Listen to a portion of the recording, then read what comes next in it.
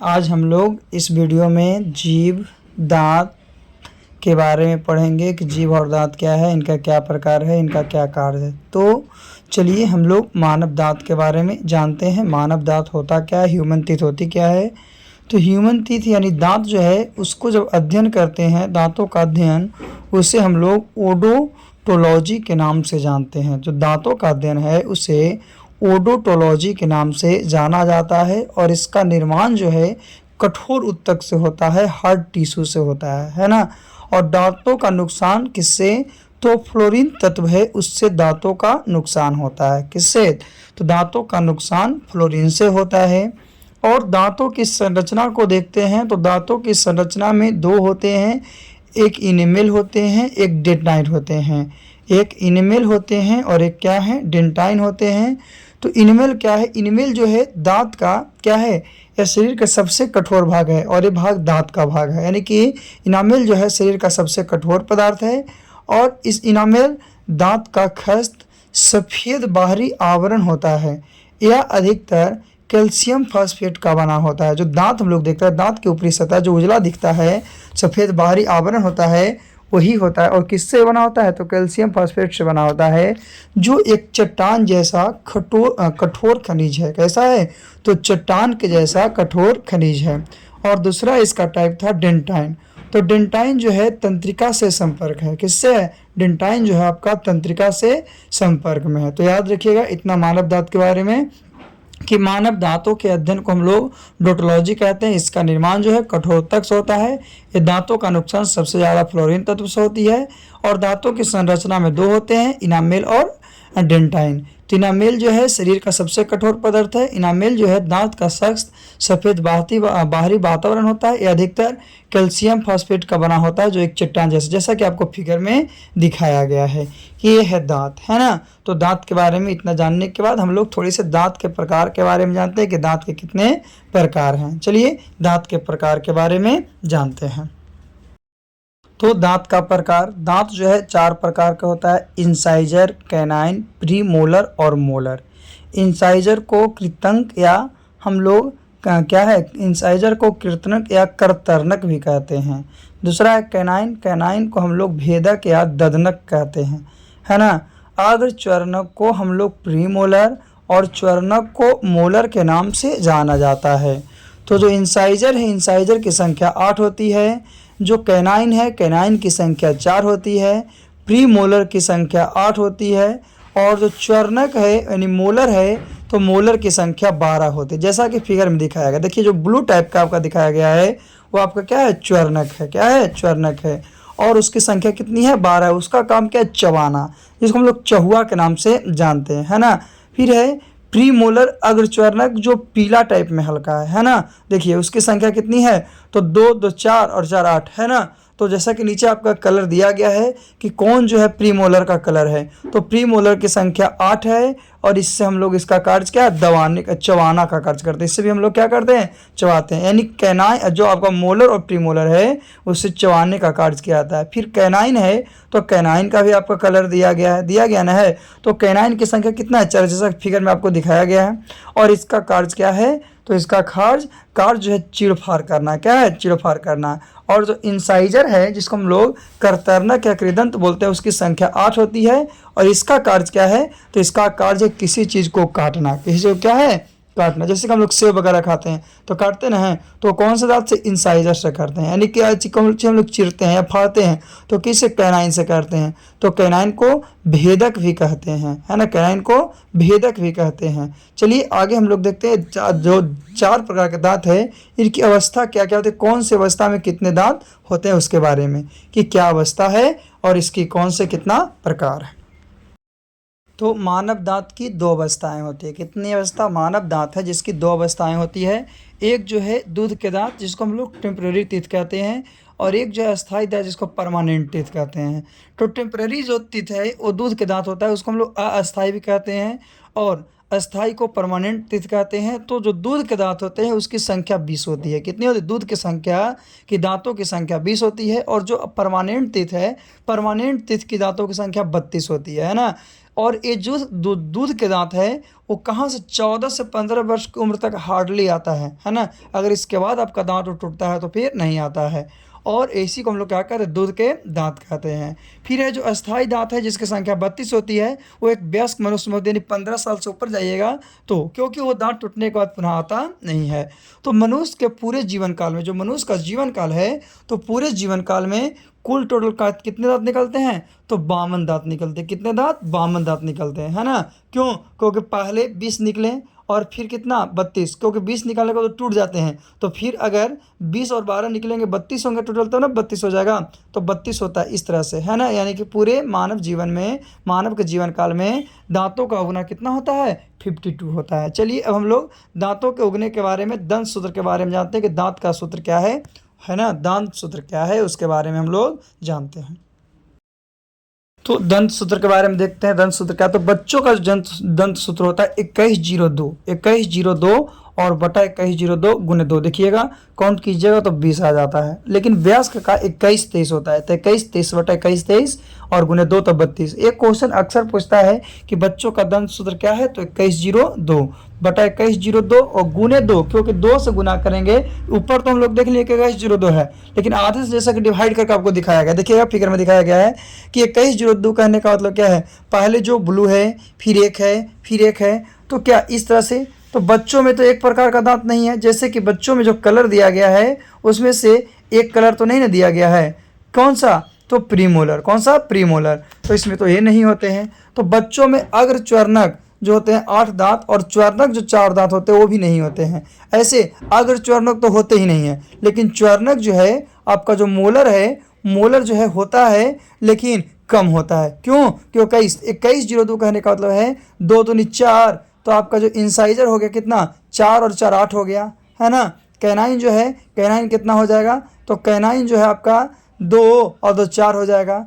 फिर pre molar की बात करते हैं तो प्री मोलर तो इसमें होता है क्या है, प्री मोलर तो होता ही नहीं है। और मोलर की बात करते हैं तो मोलर जो है इसमें कितने होते हैं, 4 होते हैं। मोलर कितने होते हैं, 4 होते हैं। उसी तरह से जब वयस्क में देखते हैं तो वयस्क में सभी दांत मौजूद होते हैं। वयस्क जो है उसमें सभी दांत मौजूद होते हैं, मोलर भी, प्री मोलर भी, कैनाइन भी, है ना, और इंसाइजर भी, चारों। तो उसके बारे में देखते हैं कि कौन कौन कितने दांत होते हैं। तो वयस्क में क्या है कि वयस्क में जो है आपका क्या है, वयस्क में जो दांतों के साथ इंसाइजर है, क्या इंसाइजर है, इंसाइजर की संख्या कितना, 8 होती है। कितनी होती है, 8 होती है। इंसाइजर के बाद कैनाइन की बात करते हैं, कैनाइन की संख्या 4 होती है। प्री मोलर की बात करते हैं तो प्री मोलर की संख्या 8 होती है। और मोलर की बात करते हैं तो मोलर की संख्या कितना, 12 होती है। कितनी होती है, 12 होती है। तो इस तरह से टोटल 32 दांत होते हैं, है ना। तो याद रखना है कि बच्चों में कितना था, 20 था, और वयस्क में कितना था, तो वयस्क में आपका 32 था। अब ये चारों प्रकार के बारे में, दांत के बारे में जानते हैं कि इंसाइजर क्या है, कैनाइन क्या है, प्रीमोलर क्या है और मोलर क्या है। सबसे पहले इंसाइजर के बारे में,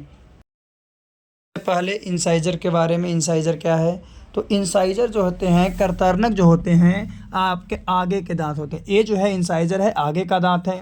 इनका कार्य क्या है कि भोजन को पकड़ना, काटना और कुरतना। भोजन को काटना पकड़ना और कुरतना जो है आपका इंसाइजर का काम है। और इसकी संख्या 8 होती है।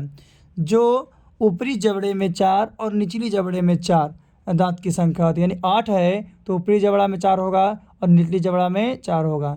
इसी को हम लोग स्माइल टीथ भी कहते हैं, यानी इंसाइजर है, इंसाइजर को स्माइल टीथ के नाम से जानते हैं। दूसरी बात, हाथी के बाहर दिखने वाला दांत को भी इंसाइजर कहते हैं। जो हाथी का दांत होता है जो बाहर से दिखता है, उस दांत को भी हम लोग क्या कहते हैं, इंसाइजर। क्या कहते हैं, इंसाइजर। तो याद रखना है कि इंसाइजर आगे का दांत है, इसका कार्य भोजन को पकड़ना, काटना और कुतरना है। इसकी संख्या जो है 8 होती है, जो कि जबड़े में 4 होती है और निचली जबड़े में 4 होती है, तो टोटल 8 हो गया। और इसी को हम लोग स्माइल टीथ के नाम से जानते हैं। हाथी के बाहर दिखने वाला दांत भी इंसाइजर ही होते हैं। क्यों, क्योंकि ये भी जो है आपका क्या है कि उसका दांत जो है दिखने वाला, कहते हैं ना कि इसका दिखने वाला दांत कुछ और होता है और खाने वाला दांत, तो उसका जो दांत दिखता है वो क्या कहलाता है, इंसाइजर के अंतर्गत आता है। चलिए दूसरा कैनाइन के बारे में जानते हैं कि कैनाइन क्या है। कैनाइन क्या है, तो यह जो दांत है चीरने फाड़ने का काम करता है। कैनाइन का कार्य क्या है? चीरने फाड़ने का काम करना। सबसे अधिक नुकीले होते हैं जो कैनाइन होते हैं, सबसे अधिक नुकीले होते हैं और इसकी संख्या 8 होती है। इसकी संख्या 8 होती है। किसकी संख्या? जो कैनाइन है, भेदक है, रदर्नक है, उसकी संख्या 8 होती है। और मानव में रदर्नक यानी कि भेदक दांत के उपस्थित शुरुआत में इसके मांसाहार प्रकृति को स्पष्ट करते हैं। किसको? मांसाहार यानी मांस खाने वाले प्रकृति को स्पष्ट करती है। और मांसाहारी जानवरों में यह दांत काफ़ी बड़े होते हैं। जो भी मांसाहारी जानवर है उसमें ये दांत काफ़ी बड़े होते हैं, जैसा कि आपको फिगर में दिखाया गया। कैनाइन की संख्या भी दिखाया गया है और 2 जानवर है उसमें आपको दिखाया गया है कि बड़े नुकीले होते हैं। और ये मांसाहारी जानवरों में ये दांत क्या होते हैं? काफ़ी बड़े होते हैं।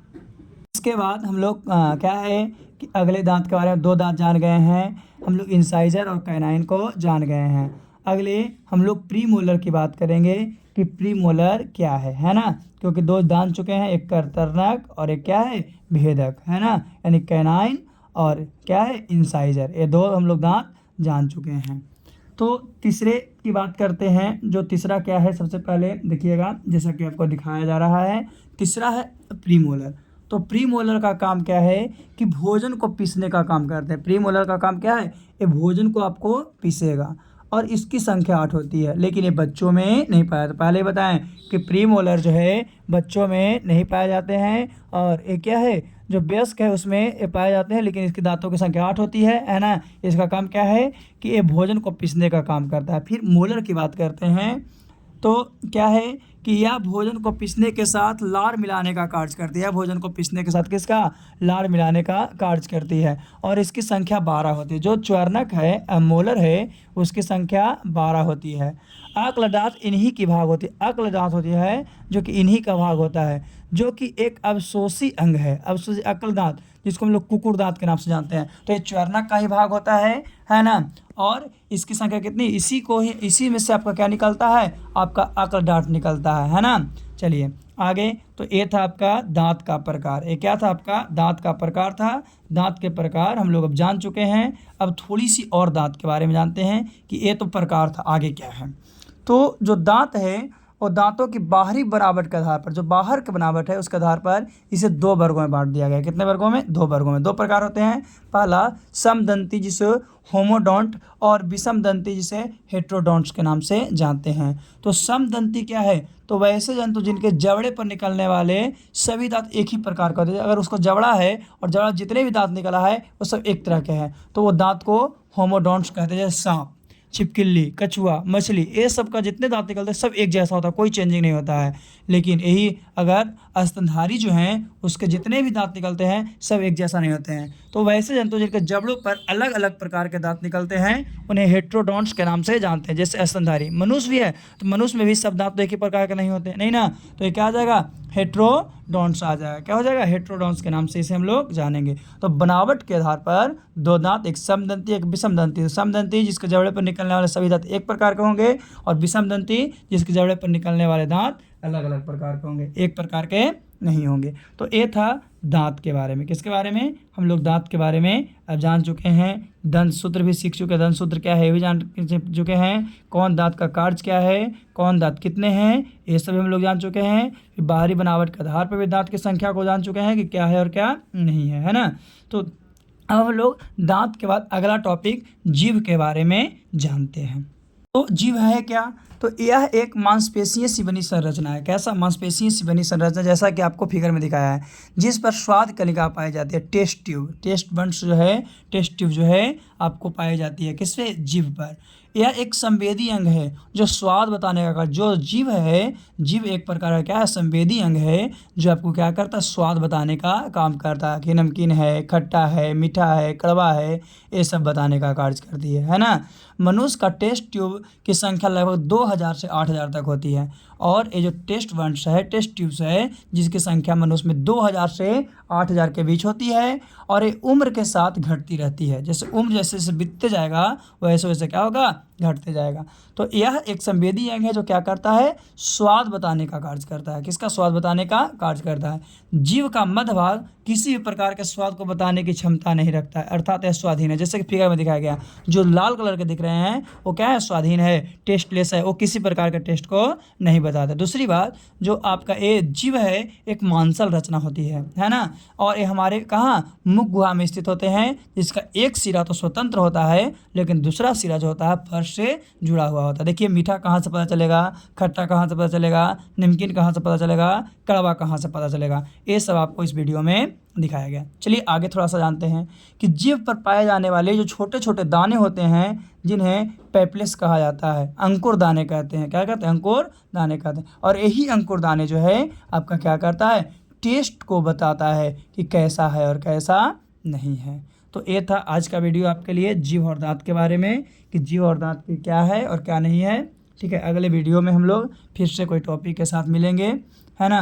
तो जीभ और दांत इसलिए बताया गया क्योंकि हर मनुष्य में ये दोनों पाए जाते हैं और ये दोनों का काफ़ी महत्वपूर्ण है ना। तो ये था आपका आज का टॉपिक, जीभ और दांत।